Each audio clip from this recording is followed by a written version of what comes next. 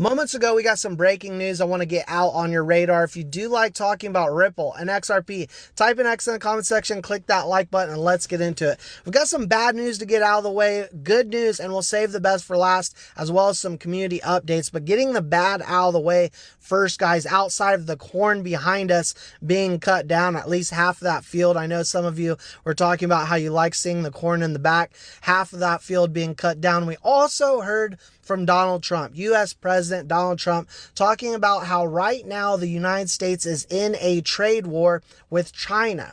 Now, there's a silver lining here because as we see some volatility in the market, some downward pressure, XRP sitting at about 240 right now, $2.40, only down about 3.5% versus the likes of BNB down 5%. A lot of people are wisening up to these dips, even buying these dips, and understanding that this short-term volatility is nothing more than that, short-term volatility. And day by day, we get closer, much closer to XRP ETFs. We also get closer to the end of this government shutdown and lull to this market, all three being catalysts for XRP. So a lot of people are wising up, understanding the manipulation in this market, much more so than what we saw earlier this year in January, February, and so forth on that tariff talk. Now, along with that, here today, we did hear from Federal Reserve Governor Stephen Moran saying 2 interest rate cuts are realistic this year. And on top of that,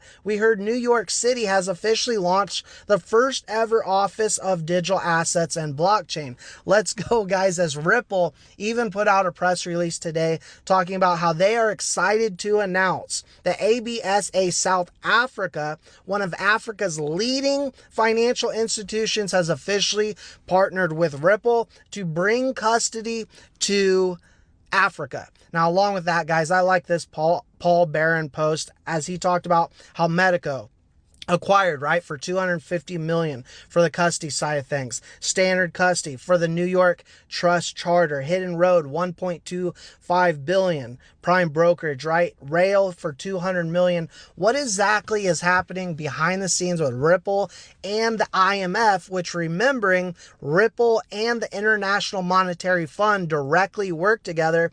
Well, the IMF director came out and said countries need to embrace Bitcoin and crypto going forward and not have blinders on. This literally just came out of the director of the International Monetary Fund. You tell them to embrace it? I'm telling countries, accept reality. Fiat money is moving